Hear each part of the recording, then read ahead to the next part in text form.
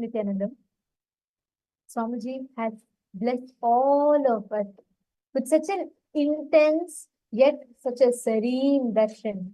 Literally, it was silence, soaked in silence, and yet so intense, vibrant silence.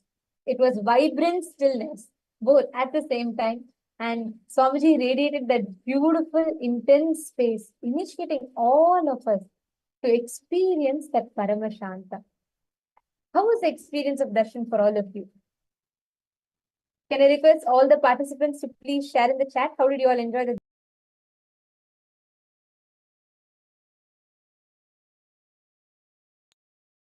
What an amazing blessing. Literally, all of us are just showered with. Understand, we all experience that ultimate Paramashanta of Paramashiva. How many of you literally felt like, if you've seen how the deity of Sarabeshwara is? Literally, today's Darshan Swamiji was just looking like how Sarabeshwara is sitting. Literally like that, right? It's so powerful. I see so many of you posting many beautiful messages. Blissful and so grateful. Very caring. It was extremely caring. Absolutely. Yes, intense is the word. Wonderful, Mama. Jayalakshmi Mohanan has posted. So many of you that are here with us. Understand, today all of us have received a very powerful initiation. Initiation to be able to be ferocious with yourself. Initiation to break free from this Maya matrix and to experience Sarabheshwara directly through you. Just sit right now, just having this one darshan today, you will see how your third eye will be intensely active. How many of you are already feeling that intensity just manifesting in you very powerfully without anything much from your side? Automatically, there's so much intensity happening inside of you and so much powerfulness. How many of you are experiencing that? This direct blessing from Bhagavan Sarabeshwara, whose darshan we all were just now blessed with. And now we are actually going to be sharing with all the participants. I see many of you who had requested to become part of Kailasa. We're going to be sharing the form with all of you now. Whoever wants to become part of Kailasa, whether you want to take up sannyas, or you want to become a Kailasavasi, or you want to become part of the internship program, being part of the university, any ways that you want to be a part of. Kailasa's doors are wide open for you. Take a few minutes and please fill out the form. We are going to now be sharing the form with all of you in the chat. So keep an eye on the chat and please kindly fill up the form right away. And we'll also be having a very special training or a meeting to orient on what the lifestyle of Kailasa will be and how you can process, explaining more about the citizenship process and so on. So for all of you that are signing, you all can join. You'll be able to join the session starting at 9:30 p.m. Eastern Standard Time, so very shortly. So please, for all of you, there are so many of you who have requested that you want to join in. If any of you have not yet filled the form, please fill up the form and you can join for the orientation session starting at 9:30 p.m. Eastern Standard Time in about 20 minutes from now. And we request every one of you, whoever is having this intention to become part of Kailasa and whoever is interested, having the intention to join Kailasa, please fill up the form and we will reach out to you and share with you the link for you to join the meeting.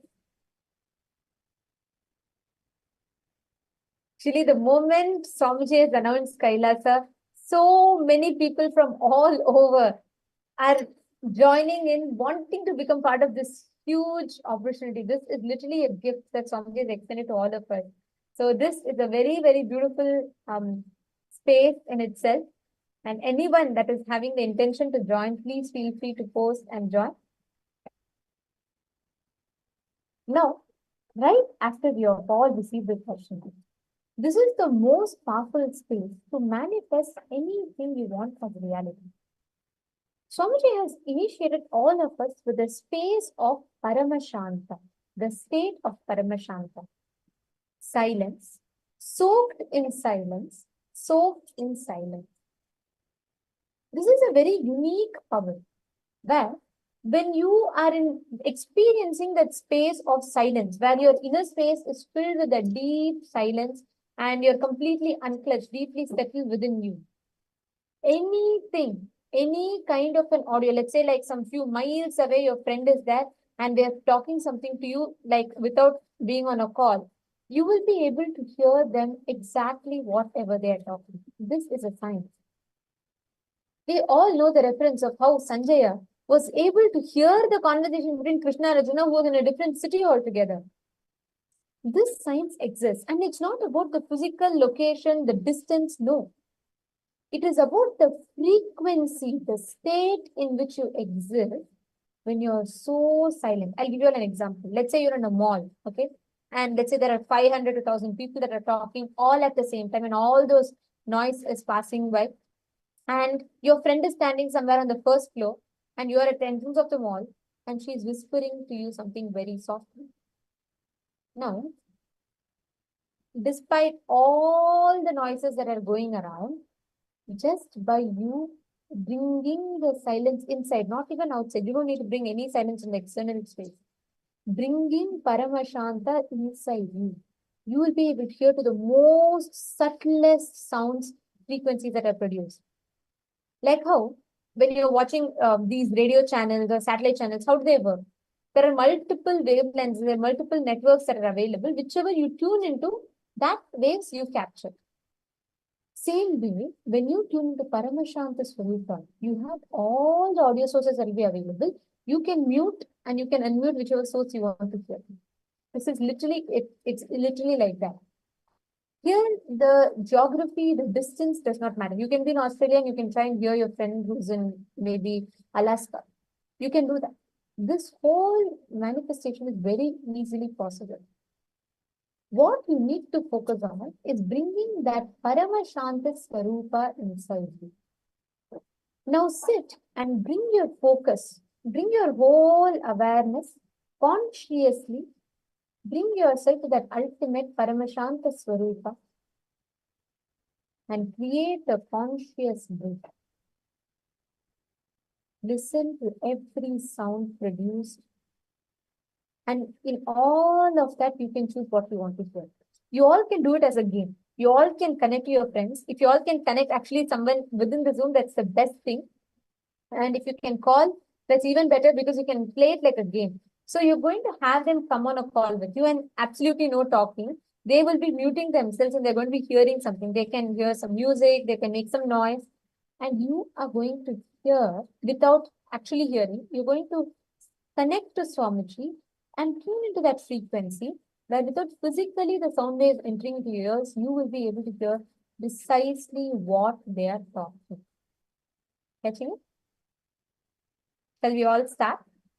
I request all of you to connect to your friends. Please chant the Mahavakya. Focus on bringing the Paramashanta in your inner space. Paramashivoham Om Nityananda Paramashivoham Om Nityananda Paramashivoham Om Nityananda Paramashivoham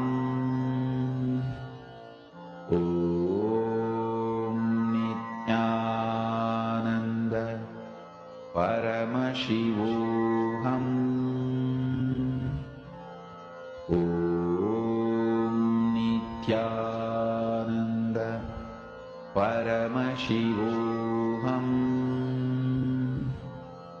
Om Nityananda Paramashivoham